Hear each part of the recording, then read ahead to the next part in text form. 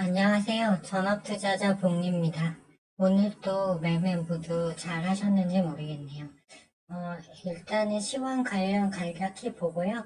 저는 어제 매수한 MSC 오늘 조금 추매해서 그대로 들고 가고 있는데 이에 대해서 한번 설명을 쭉 드리고 업종별로 한번 살펴보겠습니다. 어제 미등시는 반나절밖에 개장을 안 했죠. 오늘은 독립기념일로 휴장이고요. 그래서 꼭 반등 마감했습니다. 강보한 마감이죠. 이게 테슬라가 인도 차량 공급량이 증가했다고 해서 테슬라가 장전 시간에 한 6.1% 오르면서요. 좀 상승 분위기를 주도했습니다.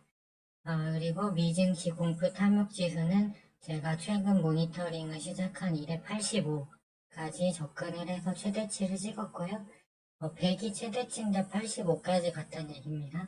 그리고 미국 제조업 지수가 46으로 50 이하는 침체를 의미하는데 침체 구간에 들어선 게 나타났어요. 소비는 강하지만 제조업은 서서히 무너지고 있다. 그런데도 미증시는 강세죠. 통화 국제시장 이유 따지지 말자 이건 말씀드렸고요. 7월 11일 중 헤드라인 CPI는 또 내려갈 거고 시장 유동성은 많아서 일단은 쉽게 하락은 나오기 어렵고요. 9월 이후가 돼서 이제 다시 헤드라인 CPI가 반등한다면 그때 돼서야 좀 이제 움직임이 있지 않을까 싶습니다. 나스닥 일봉 차트인데요. 지금 5일선도 밑에 있죠. 이런 상황에서 하락 전환을 논의하는 것 자체가 좀 무의미하다고 보여집니다. 그리고 기타 뉴스는요, 오늘 이제 곧 있으면 후쿠시마 오염수 보고서가 전달이 됩니다. 그간 국제 원자력 기구의 태도를 봤을 때 문제 없다는 내용으로 귀결이 될 듯 하고요. 옐런 미 재무장관이 중국을 또 방문한다고 해요. 근데 이건 다분히 내년 대선에 이용하기 위한 목적인 걸 다 중국도 알고 있죠. 그래서 오늘은 미국이 반도체 수출 제한 규모를 더 늘리는 걸 했는데, 그리고 미국인의 중국 여행 자제령을 발표했어요. 그런데 중국은 반도체 원재료 수출 금지를 또 발표해서 맞받아쳤죠. 그래서 장기적으로 이것은 글로벌 공급망 비용의 상승을 가져오고 결국 패권 국가의 싸움은 멈추지 않을 것이다라는 걸로 귀결이 됩니다. 따라서 이제 대만 곧 언젠간 침공하겠죠. 그리고 국내 증권사 프로젝트 파이낸싱 중 부동산 연체율이 15% 증가했다고요. 그리고 새마을금고도 프로젝트 파이낸싱에 투자한 일부 조합이 지금 부도위기에 있다고 합니다. 금리가 단기간에 쉽게 안 내려올 거기 때문에 국내 부동산 경기는 일시적으로 반등하더라도 좀 더 내려올 수 있겠고 이는 좀 이런 부분에서 문제가 될 수 있겠습니다. 왜냐하면 그 강원도 그 레고랜드 사태가 불과 얼마 전이죠. 그리고 미국 국채를 기초자산으로 보유한 은행권, 스트레스 테스트 다 통과했다고 하지만 이 만기가 하반기에 몰려 있어요. 6,200억 달러이기 때문에 금리가 안 내려오면 국채 가격이 계속 폭락한 채로 있을 거기 때문에 이때 한번 물가 리바운드 되는 거와 함께 이게 좀 문제가 될 수 있겠습니다.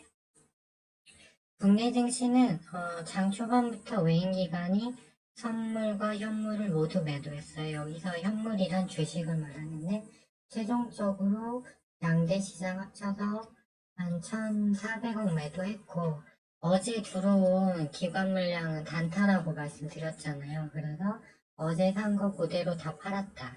그리고 오늘 다시 개인이 5,300억을 샀습니다. 그리고 선물 시장에서는 외국인이 매일 1조 샀다, 1조 팔았다, 1조 샀다, 1조 팔았다 이거를 계속 반복하고 있어요. 그리고 이제 특징적으로 보면 오전에 어제는 에코프로가 강했는데 오늘은 에코프로 BM이 오전에 12.9%까지 상승하다가 밀렸죠. 그래서 2차전지 쪽에서 좀 시총이 큰 애들은 또 안 움직이고 자동차 쪽에서 대원강업, 제일전기공업 이 정도만 좀 움직였고요. 오히려 반도체 중소형주가 오늘 또 괜찮았습니다. 제너셈, 샘CNS, JI테크, KNJ 이름도 저 처음 들어보는 회사들, 소형주들 오늘 또 올랐는데 이런 거를 사실상 먹기라는 거는 수익을 오늘 잡아서 내기라는 거는 좀 어렵죠. 실시간으로 보고 있지 않는 이상은. 그래서 좀 이거는 좀 어려운 얘기다. 이렇게 말씀을 드리고 싶고요. 어쨌든 오늘 미국장이 휴장이기 때문에 내일 또 이제 외국인 매도세가 얼마나 나오냐에 따라서 흐름이 결정된 것 같습니다. 코스닥을 보시면 어제 과열 신호가 떴다가 오전에 에코프로비엠이 더 막 치고 가니까 이게 과열이 더 떴다가 좀 내려왔어요. 하지만 길봉상으로 보면 21선 회복하고 하단 지지점 타고 올라가는 흐름이라 큰 무리는 없어 보입니다. 코스피 같은 경우도 오늘 21선 회복에 실패했죠. 코스피는. 그렇지만 하단 지지라인 아직 살아있기 때문에 큰 문제는 없다. 일단 이렇게 좀 보여지고요. 오늘 재건 쪽 몇 종목 움직이고 이제 중국에서 반도체 원료 수출을 제한해서 그런가 유니온 머티리얼, 삼화전기, 삼화전자, 히토류 관련주들이 좀 움직이긴 했는데 전체적으로 거래량도 다 부족했고 좀 특징 있는 종목이 맨 안 됐다 이렇게 보여집니다.